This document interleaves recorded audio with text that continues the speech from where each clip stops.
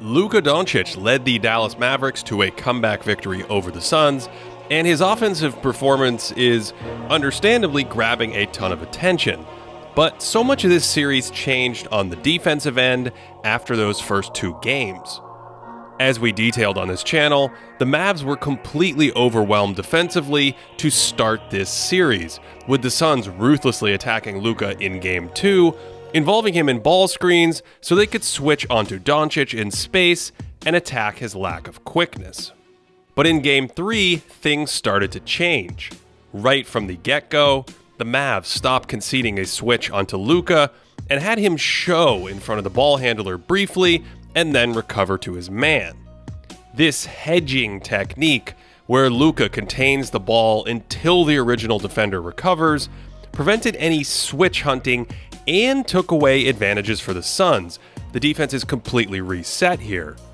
This is another pick and roll from Game 3, where Luka hedges, recovers to Jay Crowder, and Dallas will live with Crowder's step-backs all day.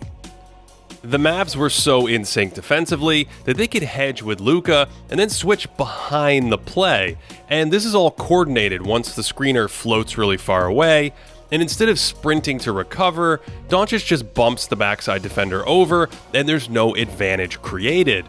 And Phoenix falls back on a Mikal Bridges-Bismack Biyombo pick and roll, and as expected, that doesn't lead to great offense. So Jason Kidd and the Mavs basically took away the Suns' ability to attack Luka, and he even made some plays in these spots, stripping Devin Booker here, which turns into a fast break chance for Dallas and a Luka layup. Part of this pick and roll defense involved bringing the low man way over early to take away the roller, something many elite defenses do, and a minute later against a higher screen, the versatile Maxi Kleber is outside the arc, the low man is already waiting in the paint, and the drive triggers the weak side defender to zone up, so Booker has to bail on the play, and it again fizzles out. We talked about Kleber earlier in the season, and his flexibility as a defensive big was huge, switching out to Booker in space here before staying in front of him and contesting well. And on this one, he drops back, and Booker unwisely challenges him in heavy traffic, and it's a blocked shot. Here's a pet action the Suns run for Booker, starting in the corner and coming off a screen for a handoff, and he's learned to wait for this third defender to leave the roll man before throwing a lob. Here's the same play in Game 1, with Kleber hedging before recovering, which means that Luka can leave the roller, and again that opens up the pass. Now here's the Dallas adjustment in Game 3. Booker comes off the corner, the big doubles him briefly with a blitz, and look at the paint when Booker catches it. There's an extra defender sitting there because these three defenders are momentarily zoning up, and now nothing's open and Booker forces a lob, and that's a turnover. The next trip, they run the same play from the other corner, the low defender slides over, and that leaves the corner three open, but the ball pressure stops the pass from getting there, and then everyone can recover, and it turns into a mediocre post-up chance and a foul. DeAndre Ayton actually has a decent post-up game, but his passing isn't good enough to run tons of offense through, and he can't easily attack a defender like Kleber. The Suns love to feed him when he has a mismatch, and here Luka hedges and then recovers to Ayton instead of his own man, and now Phoenix can attack that in the post, and it's a nice lob for a layup. But Dallas generally avoided these passes over the top by fronting the post and making sure a backside defender was there to take away the lob, and Bridges flashes to the elbow here as an outlet, but Luka can just pre-switch this and stay low, and it's a bumbled turnover. If Dallas ends up with a guard on that switch and can't deny the entry pass, Ayton can be a bit too slow attacking, which allows help defenders to time up a strong double team. In addition to Kleber and Dorian Finney-Smith, the other Mavs defenders needed to hold up on the ball for this scheme to have success. Here's Jalen Brunson sliding over into the paint, but when he recovers, he can't let Bridges slash by him, and he does great work moving his feet here, and it's a dead-end drive. Same thing in screening action, where his job is to contain Booker, and then he holds his ground and actually draws an offensive foul. Here's that pet handoff action for Booker, and Dwight Powell hedges onto him quickly before nicely recovering, and then Brunson again puts in work against a weak ball handler, and that is a turnover. And Reggie Bullock really cranked up the pressure on Chris Paul after the series came back to Texas, throwing him off his normal rhythm throughout the game. It's unclear how much Paul was injured or simply fatigued at 37. He said he felt great after Game 2, but Bullock didn't make it easy for him to get into anything, and then chased him down with high hands in the passing lane, leading to turnovers. His screen navigation in this series was fantastic, and again, that length bothered Paul's passing windows repeatedly. Here's more handoff action for Booker, where Bullock is the low man pulled into the paint. Then he recovers to the corner perfectly against Paul, and after some switches, he sees a pick and roll coming and immediately pulls over to the roller and forces yet another turnover. Paul had 7 in that game. On that last play, Booker skipped it to the corner, but Dallas overloading to the ball like this works so well precisely because Booker rarely makes that skip pass to an open teammate, instead settling for contested jumpers.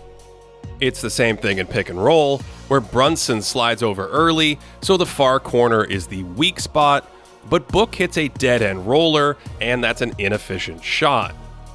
Compare that to one of the few times in the series he found that corner skip pass, and it's a wide open look for a good shooter.